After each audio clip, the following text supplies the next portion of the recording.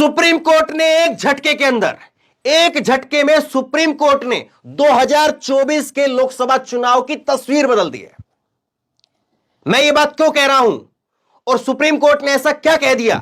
Supreme court के इस फैसले से क्या वाकई 2024 के लोकसभा चुनाव की तस्वीर बदल जाएगी? और बहुत सारे दर्शक जो ये कहते हैं कि जब तक ईवीएम नहीं हटाएंगे तब तक कुछ नहीं होगा, वो लोग भी इस खबर को ध्यान से देखें। ईवीएम हटेगा नहीं हटेगा और ईवीएम से फर्क पड़ता है नहीं पड़ता है वो बात अलग है, लेकिन सुप्रीम कोर्ट ने जो आज किया है उसको आप समझिए और सुप्रीम कोर्ट के इस फैसले से किस तरह से चुनाव की तस्वीर बदलेगी इस बात को आप समझिए। और आसान भाषा में मैं आपको समझाऊंगा कि कैसे इससे हर चुनाव के ऊपर फर्क पड़ेगा। क्या किया है सुप्रीम कोर्ट ने? ऐसा सुप्रीम कोर्ट ने देश के अंदर जो चुनाव आयुक्त की नियुक्ति होती है उसकी प्रक्रिया को बदल दिया है। मैं आपको खबर दिखाता हूं, यह खबर आप देखिए। चुनाव आयुक्त को पीएम नेता विपक्ष सीजीआई का पैनल चुनेगा। सुप्रीम कोर्ट बोला यह नियुक्तियां सीबीआई डायरेक्टर की तरह से हो, पहले सरकार ही तय करती थी, पहले सरकार तय कर देती थी, बता देती थी कि अगली बार जो है चुनाव आयुक्त ये बनेंगे और उसके बाद में राष्ट्रपति जी के पास में नाम भेजा जाता था, मोहर लगती थी और वो चुनाव आयुक्त बन जाते थे। लेकिन अब क्या होगा? अब यह होगा कि एक प्रधानमंत्री का वोट होगा, दूसरा वोट नेता प्रतिपक्ष का वोट होगा और तीसरा वोट जो है वो होगा सीजीआई सुप्रीम कोर्ट के पैनल का। और ये तीन वोट तय करेंगे कि अगला देश के अंदर चुनाव आयुक्त कौन बनने वाला है। सीईसी चीफ इलेक्शन कमीशन और ईसी ये दोनों वो तय करेंगे। तो ये बहुत बड़ा बदलाव है। अब देखिए इस बात को आसान भाषा में समझिए आप। पहले प्रधानमंत्री नरेंद्र मोदी, उनकी सरकार, उनका जो मर्जी होती थी उनको वो भेज देते थे कि ये फला व्यक्ति जो है वो बनना चाहिए, वो बन जाता था। लेकिन अब नरेंद्र मोदी तो बोलेंगे ही बोलेंगे अपनी पसंद, उसके साथ साथ आज मल्लिकार्जुन खड़गे उनका वोट भी काउंट होगा। और तीसरा जो है वो सुप्रीम कोर्ट का जो पैनल होगा वो भी बताया जाएगा कि साहब ये व्यक्ति हैं, इन व्यक्तियों के अंदर से कौन सा जो है वो देश का सुप्रीम कोर्ट, देश का जो है वो चुनाव आयुक्त बनना होगा। और फिर आप देखिए कि उसके अंदर जो है वो केवल और केवल सरकार की नहीं चलेगी। और आखिरकार ये हुआ कैसे, इस बात को आप समझिए। बड़ी दिलचस्प जो है वो कहानी है कि कैसे ये सब कुछ हुआ है। और सुप्रीम कोर्ट ने जब इसको किया है तो सुप्रीम कोर्ट ने क्या कहा है, सुनिए जरा एक एक शब्दों को, आपको पता चलेगा बहुत कुछ बदला है। सब कुछ तो नहीं बदला है लेकिन हां बहुत कुछ बदला है। देखिए आप, चुनाव आयुक्त, मुख्य चुनाव आयुक्त और चुनाव आयुक्तों की नियुक्ति पर सुप्रीम कोर्ट ने गुरुवार को ऐतिहासिक फैसला लिया। कोर्ट ने आदेश में कहा कि पीएम लोकसभा में नेता प्रतिपक्ष और सीजीआई का पैनल इनकी नियुक्ति करेगा और पहले सिर्फ केंद्र की सरकार इनका चयन करती थी। कितना कुछ बदल गया है।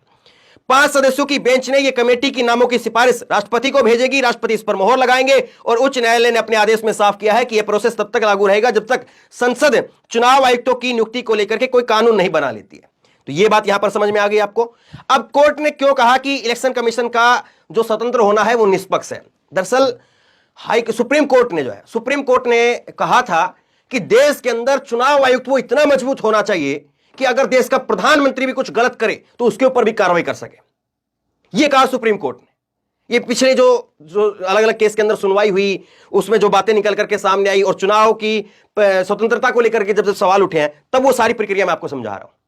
देखिए एक आप आसान भाषा में आपको एक चीज और समझाता हूं। सेम बैटलफील्ड इंग्लिश की प्रोवर्ब है। इसका मतलब यह होता है कि सभी के लिए समान मैदान।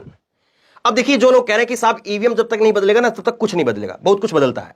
मैं आपको समझाता हूं कैसे। जैसे मायावती जी ने बयान दिया था, मायावती जी ने चुनाव चल रहे हैं और चुनाव के अंदर जो है मायावती जी ने बयान दिया तो मायावती जी को क्या किया, 2 दिनों के लिए या अगले 4 दिनों के लिए वो उठा करके उनको जो है वो बैन कर दिया कि आप चुनाव प्रचार नहीं कर पाएंगे। लेकिन अगर प्रधानमंत्री बयान देते हैं, उसी तरह का बयान देते हैं और पूरा विपक्ष कहता है कि प्रधानमंत्री ने कैसे ये बात कह दी, चुनाव आयुक्त तो इस पर एक्शन क्यों नहीं ले रहा। मसलन जैसे उन्होंने कहा था चुनाव की रैली के अंदर, चुनाव की रैली में कहा था कि अगर रमजान पर, ईद पर बिजली आती है तो होली और दिवाली पर भी आनी चाहिए।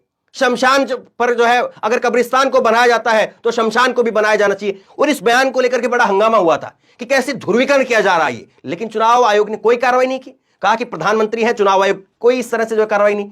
और अगर यही चीज कोई ऐसा व्यक्ति, मजबूत व्यक्ति, निष्पक्ष व्यक्ति, और इससे पहले हुआ है ऐसा, कोई ऐसा व्यक्ति अगर बैठता है तो फिर प्रधानमंत्री का बयान भी कोई ऐसा आता है जो ध्रुवीकरण करके वोट हथियाने का काम किया जा रहा है तो वहां पर प्रधानमंत्री के ऊपर अगर कार्रवाई होती है तो फिर उसके बाद में जो है वो जनता के बीच में एक संदेश जाएगा कि देखिए सब कुछ जो है वो समान है। और यह बहुत बड़ी बात है, और इसीलिए बहुत सारी विपक्षी पार्टियों ने, तकरीबन जो है पूरे विपक्ष ने इसका स्वागत किया है। आपको आसान भाषा में चीजें समझ में आई कि क्या बदलने वाला है। इससे यह बदल जाएगा कि चुनाव का कम से कम चुनाव के समय पर जब चुनाव की आचार संहिता की घोषणा हो जाती है तो सभी पार्टियों के लिए नियम कायदे एक जैसे होंगे।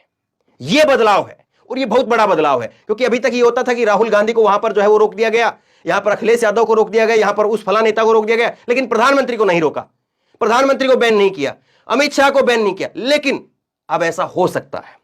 अब देखिए इसमें जो है वो सुप्रीम कोर्ट ने क्या, किस बात को लेकर के आपत्ति उठाई थी। सुप्रीम कोर्ट ने कहा कि ये जो चुनाव आयोग की जो फाइल होती है कि जिस रफ्तार से पास होती है, इतनी रफ्तार से तो बिजली भी नहीं जाती है। जैसे बिजली होती है ना, इधर से आपने स्विच दबाया, उधर से ट्यूबलाइट जल गया, इधर से बल्ब जल गया, यहां से बटन दबाया, वहां से बल्ब जल गया। तो सुप्रीम कोर्ट कह रहा है ये चुनाव आयोग की जो फाइल है ये इतनी रफ्तार से कैसे जा रही है। हमें जो व्यक्ति बना है उसके ऊपर संदेह नहीं है, लेकिन जिस रफ्तार से चयन किया जा रहा है उसके ऊपर आपत्ति है। अब इस बात को आप समझिए। ये देखिए, ये चेहरा आप देख रहे हैं, ये साहब हैं, ये गोयल साहब हैं ये, और इनका पूरा नाम मैं आपको बताता हूं। 2018 के अंदर इनका केस चला था, और 2018 के अंदर जो है वो अरुण गोयल जो है ये 1985 बैच के थे, और इनको रिटायर होना था 31 दिसंबर को। अरुण गोयल साहब को 31 दिसंबर को रिटायर होना था, लेकिन अरुण गोयल साहब ने वीआरएस ले लिया। वीआरएस यानी अपनी इच्छा से रिटायरमेंट ले लिया। कब ले लिया? इन्होंने रिटायरमेंट लिया अपना 19, ये अपना रिटायरमेंट जो है इन्होंने 18 नवंबर को ले लिया। 31 दिसंबर को रिटायर होना था, 18 नवंबर को जो है इन्होंने वीआरएस ले लिया, और 19 नवंबर को इनको चुनाव आयुक्त अपॉइंट किया गया। समझ गए आप खेल को? यह हो रहा था अभी तक, इस तरह से जो है चीजें चल रही थी। पहले ही आप ये बता देंगे कि साहब सुनील भैया तुमको बनना है, तो सुनील भैया की इतनी हिम्मत है कि सुनील भैया कार्रवाई कर दे। इस बात को लेकर के सुप्रीम कोर्ट ने आपत्ति उठाई है कि इतनी फटाफट कैसे चीजें हो रही हैं, कि वहां पर उस व्यक्ति अरुण गोयल को जो है वो 31 दिसंबर को रिटायरमेंट था, 18 नवंबर को पहले ही रिटायरमेंट ले लिया, और 19 नवंबर को चुनाव आयुक्त बना दिया। अब बताइए वो चुनाव आयुक्त साहब इसी बात को लेकर के जो याचिका लगी है उनका लबोलबाब जो है मैं आसान भाषा में, मोटी भाषा में मैं आपको समझा रहा हूं ताकि आप समझ सके। तो यह बदलाव हुआ है, और निश्चित तौर पर यह बदलाव बहुत बड़ा बदलाव है, क्योंकि कार्रवाई का डर रहेगा तो कम से कम जो ध्रुवीकरण वाले जो बयान दिए जाते हैं खुलेआम, जिस तरह से हिंदू मुसलमान किया जाता है, और उस हिंदू मुसलमान के ऊपर जो है चुनाव आयोग की जैसे चुप्पी रहती है, कम से कम अब वो नहीं रहेगी। तो बहरहाल बहुत बड़ी खबर है, आसान भाषा में मैंने आपको समझाई है, लोगों तक शेयर करके पहुंचाइए। आप क्या सोचते समझते हैं?